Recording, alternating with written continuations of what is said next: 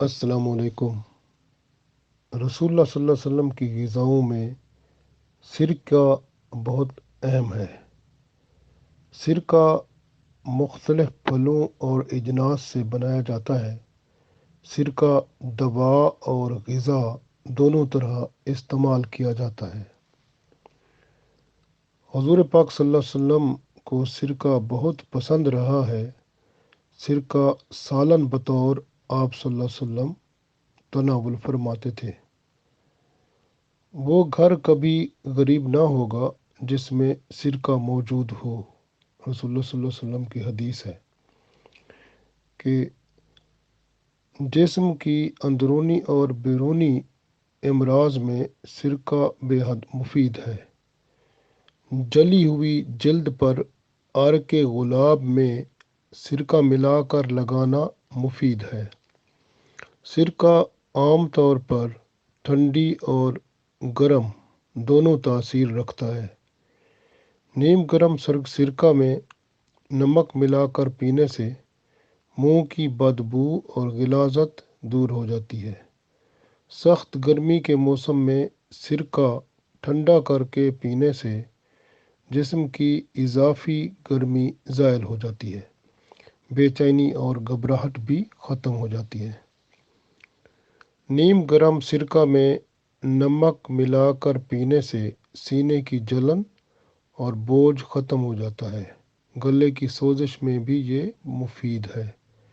ہر قسم کی بلغمی رکاوٹوں کو دور کرتا ہے اور حلق کی صفائی کرتا ہے۔ سرکہ کے ساتھ میٹھا تیل ملا کر متاثرہ جگہ پر مالش کریں تو جوڑوں کا درد ٹھیک ہو جاتا ہے۔ خالص سرکہ مسوڑوں پر ملنے سے مسوڑوں کا درد ٹھیک ہو جاتا ہے۔ یہ مسوڑوں میں پیپ اور خون نکلنے کو روکتا ہے۔ اگر کسی کو بچھو یا زہریلا کیڑا کاٹ لے تو خالص سرکہ متاثرہ جگہ پر لگانے سے زہر کا اثر ختم ہو جاتا ہے اور درد جاتا رہتا ہے۔ نیم گرم پانی میں سرکہ اور نمک ملا کر غرارے کرنے سے خناق اور گلے کی سوزش میں افاقہ ہوتا ہے۔ نیم گرم پانی میں سرکہ اور نمک ملا کر منہ بھر کلیاں کرنے سے مسوڑوں اور دانتوں کے شدید درد سے بھی نجات ملتی ہے۔ تازہ اور ٹھنڈے پانی میں سرکہ ملا کر کپڑا اس میں بھگو کر مریض کے جسم پر پھیرنے سے بخار کی شدت کم ہو جاتی ہے۔ ہر قسم کی بیرونی خارش اور دانوں پر خالص سرکہ کپڑے میں بھگو کر پھیرنا بہت مفید ہے۔ سن سٹروک سے بچنے کے لیے سرکہ میں نمک اور تھوڑا سا پانی ملا کر پینے سے فائدہ ہوتا ہے۔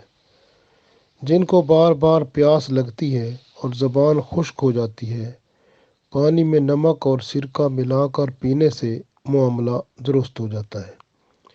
اگر دیر پا ہضم ہونے والی غذاؤں میں سرکہ شامل کر لیا جائے تو وہ غذائیں جلدی ہضم ہو جاتی ہیں۔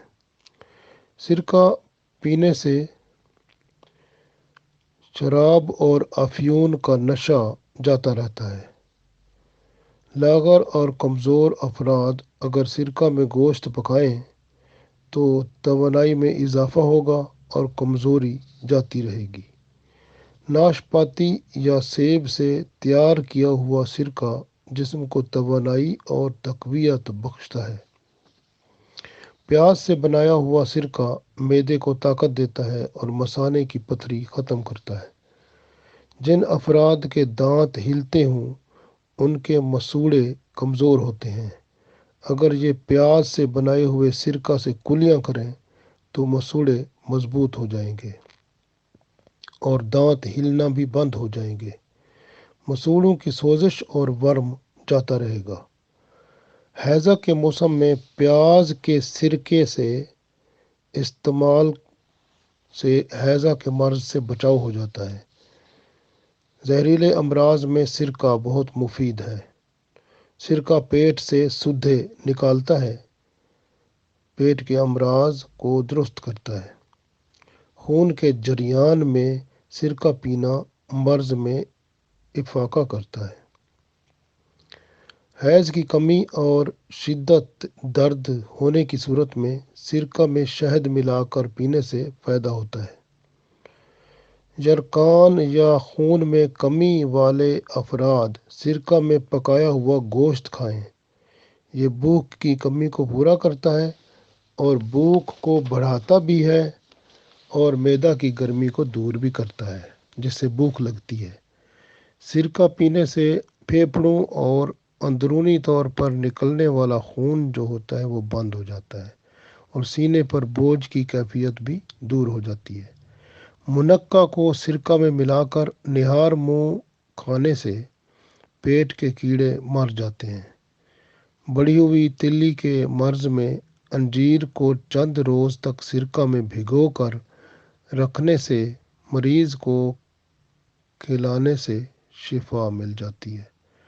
اگر سر میں جوئیں پڑی ہوں تو سرکہ سے سر کو دھوئیں، جوئیں مر جائیں گی۔ سرکہ بہترین غذا ہے کیونکہ رسول اللہ صلی اللہ علیہ وسلم اسے پسند فرماتے تھے۔ بس اس کو آپ صلی اللہ علیہ وسلم کی پسندیدہ غذا سمجھ کر استعمال کریں اور صحت بھی ہوگی، فائدہ بھی ہوگا، طاقت بھی ملے گی اور سنت بھی ادا ہو جائے گی۔ الحمدللہ۔